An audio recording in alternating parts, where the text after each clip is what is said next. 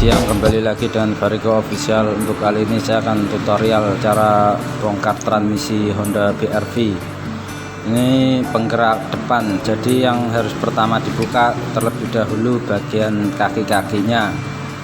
Contohnya seperti kaliper, disc brake, sama long terot, sama sensor ABS nya jangan lupa dibuka, karena ini kan akan turun kokel atau drift shaft nya.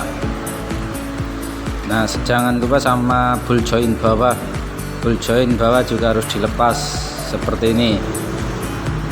Jadi sisakan arm bawah sama shockbreaker.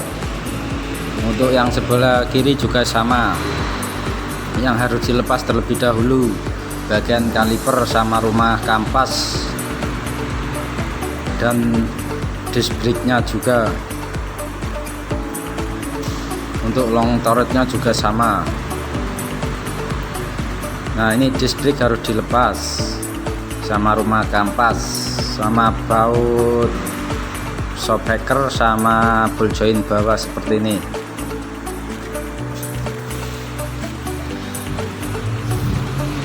Ini karena penggerak depan jadi harus dibongkar. Jangan lupa sama oli transmisinya harus ditap terlebih dahulu sebelum kokel dilepas. Nah, seperti ini. Usahakan pakai tempat yang bersih karena olinya nanti dipakai lagi. Kalau udah waktunya ganti nggak apa-apa pakai tempat yang kotor.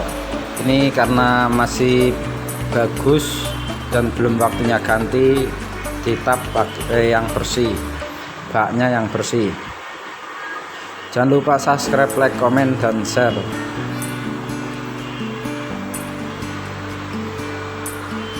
Nah, untuk pangkonnya, ini pangkon transmisi ini harus dilepas terlebih dahulu. Nah, sama rumahnya, karena buat nyukil kokelnya keluar. Nah, nanti dicukil bagian drift shaft-nya atau rumah kokelnya. Nah, ini pangkonnya seperti ini tadi. Saya lepas.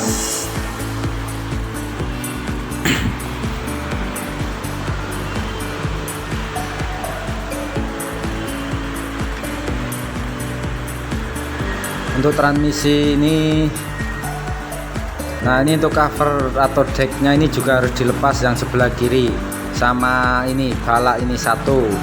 Nanti kalau tanpa nggak dilepas, jadi saat posisi turun sama menaikkan susah. Jadi usahakan harus dilepas terlebih dahulu.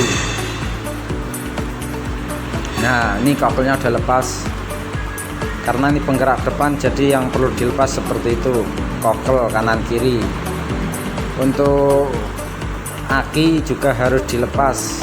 Yang terutama usahakan mainnya harus dilepas, setelah itu baru plus. Untuk cover ini atau rumah filter udara juga harus dilepas. Ini berarti ini semua. Jadi untuk turun transmisi ini ibaratnya turun mesin setengah untuk penggerak depan seperti Honda Jazz, Mobilio, Honda BR-V, Honda CR-V, itu penggerak depan semua. Itu penggerak depan ya otomatis melepas seperti ini.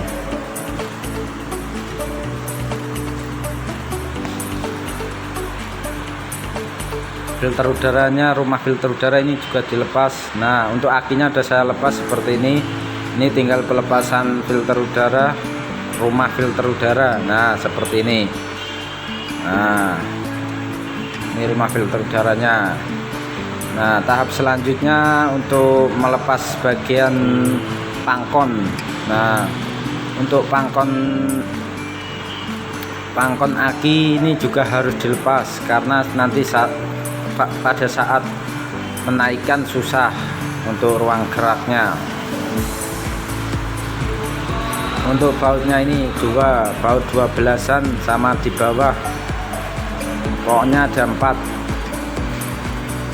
Nah, setelah itu kabel persneleng ini juga harus dilepas. Pokoknya yang ada di bagian transmisi harus dilepas semua. Untuk ini saya melepasnya sama pangkon kabel persneleng. Dan jangan lupa yang terutama bagian soket ini harus benar-benar dilepas, jangan sampai ketinggalan, karena nanti pas posisi saat penurunan lupa nggak dilepas, putus kabel soketnya. Usahakan harus benar-benar hati-hati, usahakan dilepas terlebih dahulu bagian soket-soketnya. Untuk Honda BR-V sendiri kabel soketnya tidak terlalu banyak, cuma 3 macam. Jadi cukup ringan. Kalau mobil-mobil lain banyak sekali, ada yang 5, ada 4.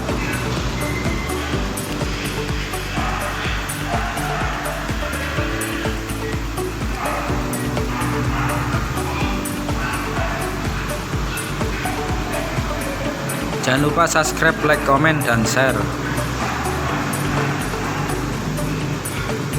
Nah, setelah itu ini pangkon atau baut master kopling. Nah, ini namanya master kopling. Ini juga harus dilepas sama baut ini, pangkonnya selang master kopling. Nah, ini untuk bagian kabel persneleng sudah saya lepas, saya taruh di bagian sini biar tidak mengganggu pas posisi saat penurunan dan penaikan. Nah, ini udah lepas, saya taruh di atasnya. Setelah itu ini baut keliling yang dari luar 2 macam, sama bawah yang dari dalam. Nah, ini 2 sama atas tadi.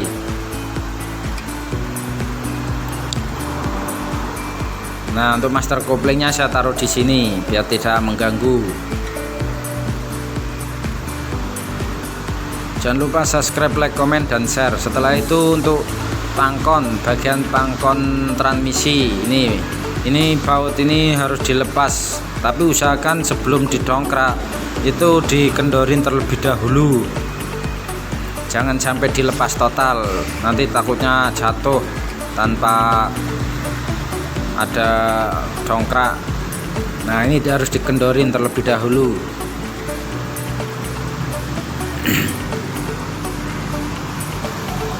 Nah, ini nanti turun setengah ini transmisinya. Nah, ini untuk bagian atas sudah semua. Saya akan bagian bawah. Nah, ini bagian bawah bautnya ada 3 macam, 4 sama yang di atas. Ini usahakan di bagian bawah ini sisakan 1, pas posisi saat penurunan sisakan 1 saja. Setelah udah didongkrak baru dilepas. Nah, ini ada penutupnya, cover roda gila atau playbill. Nah, ini ada baut 1 yang bersembunyi, jadi usahakan harus benar-benar teliti. Untuk khusus Honda BR-V ada di atasnya knalpot atau di depannya knalpot seperti ini, jadi di sekilas tidak kelihatan bautnya. Nah, itu udah lepas. Jangan lupa subscribe, like, komen, dan share. Nah, itu untuk transmisinya udah merenggang, udah mulai kebuka karena tinggal sisa baut 1 yang di bagian bawah tadi.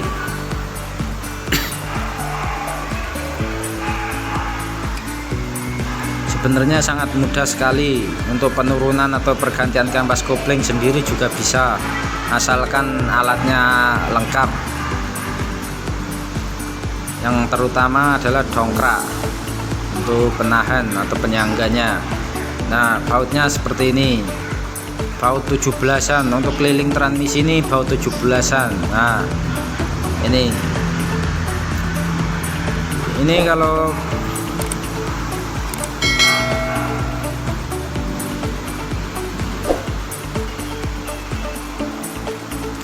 dilihat biasa tidak kelihatan.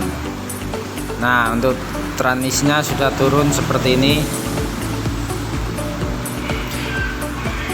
Nah, ini transmisinya. Ini ada kebocoran dari sensor water pump.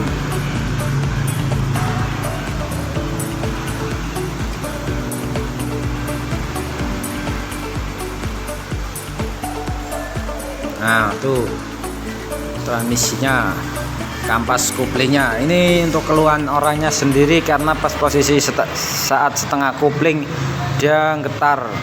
Kemungkinan antara flywheel sama kampas kuplingnya. Untuk tuas drag lacquer atau tuas master kuplingnya masih bagus. Jangan lupa subscribe, like, komen, dan share. Nah, ini untuk penguncinya jangan sampai lepas seperti ini. Nah, ini kuncinya lepas, kuncinya drag lacquer atau tuas drag lacquernya. Usahakan harus benar-benar teliti pas posisi saat pemasangan. Nah, ini untuk cara geraknya seperti ini atau cara kerjanya. Jadi pas posisi saat kopling ditekan, dia akan tekan bagian gigi matahari. Nah, ternyata untuk kerusakannya bagian matahari sama flywheel. Kampasnya ini kemakan setengah. Ini yang, nah ini nyampe gosong seperti ini. Ini untuk bagian transmisi atau kampas kopling ini jangan sampai seperti ini. Ini kemakannya setengah, jadi nyampe warna hitam seperti ini.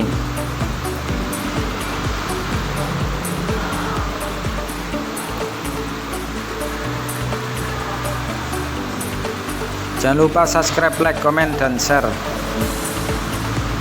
Untuk kampasnya sendiri masih tebal sebenarnya, cuma ini flywheel sama mataharinya yang nggak mau neken kemungkinan. Untuk lacquer pilot ini masih bagus. Nah, ini untuk cara mengetahui seal askruk bocor. Ini di bagian bawahnya ini biasanya keluar oli. Ini masih kering, jadi nggak ada kebocoran. Nah, untuk flywheelnya sendiri nanti saya bubut karena orangnya minta bubut. Nah, itu yang kemakan yang bagian luar, bagian luarnya, bagian dalam nggak kemakan. Yang ada garis-garisnya itu makan, yang tidak ada garisnya tidak kemakan. Itu cara membedakan seperti itu.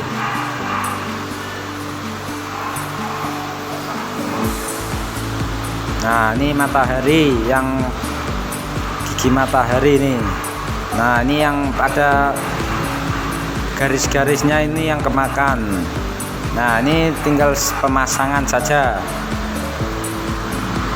Untuk cara pemasangan kampas kupling atau gigi matahari harus menyilang 3 macam seperti ini, menyilang. Jangan satu sisi saja, karena nanti tidak rata. Nah, untuk posisi pemasangan juga harus di center benar-benar lubangnya lahar pilot sama serowol transmisi. Nah, seperti ini. Ini harus benar-benar merata atau lingkarannya harus benar-benar sama. Untuk pemasangannya seperti itu. Dicek pakai sebelah ini juga bisa. Nah, lubang-lubang ini untuk menyamakan atau meratakan lingkarannya. Nah, tutorial dari saya sekian, semoga bermanfaat untuk kalian semua. Terima kasih.